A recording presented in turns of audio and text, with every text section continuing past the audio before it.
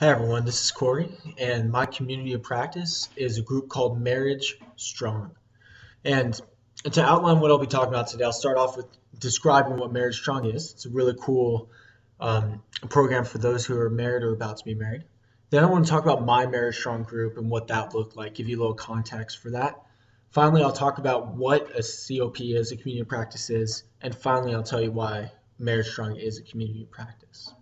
So the first question is, what is Marriage Strong? Well, Marriage Strong is a curriculum set out for therapists and trained professionals to actually work with community people who want to work on their marriage. So that's why it's a community practice. It's small groups of people who want to work on their marriages in community. It's a really cool thing. There is, as you can see, there is a leader to each of these groups who has been trained to both do a little bit of formal training formal learning, but also informal learning opportunities. And what did our Marriage Strong group look like? Well, I was a part of the Breedings Marriage Strong. The Breedings are in the middle. So Dusty and Cecily Breeding have been married for 8 years, and as you can see, they're really happy. To the left is another member of my Marriage Strong group.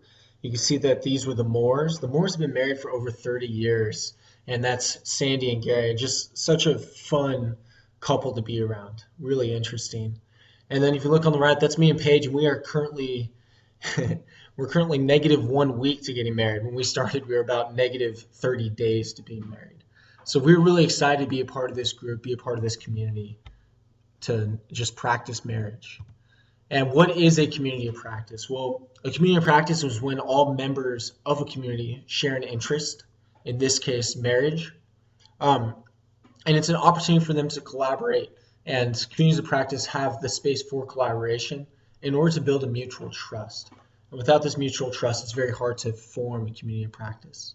Communities of practice also have formal and informal learning opportunities. A lot of the formal opportunities are set up by a leader, so that's that vertical leadership. But the lateral leadership is everyone just learning from each other through the collaboration, through just meeting. And for Marriage Strong, this is just the anecdotal stories that happen and the tangents that are so great to have. Finally, diversity is another important consideration.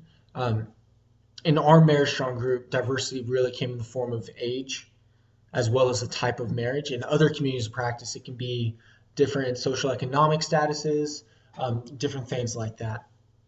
Next is direct and peripheral participation. This is important because you need people to not only be able to be a part of the group, but be able to learn from the group as well. And I'll talk about how Marriage Strong really handles that.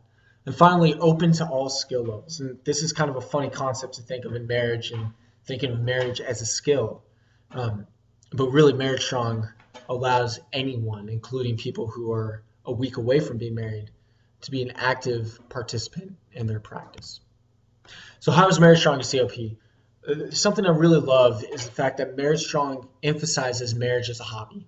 And it's not an obligation, it's nothing more, and it's nothing that you have to do, it's a choice that you make.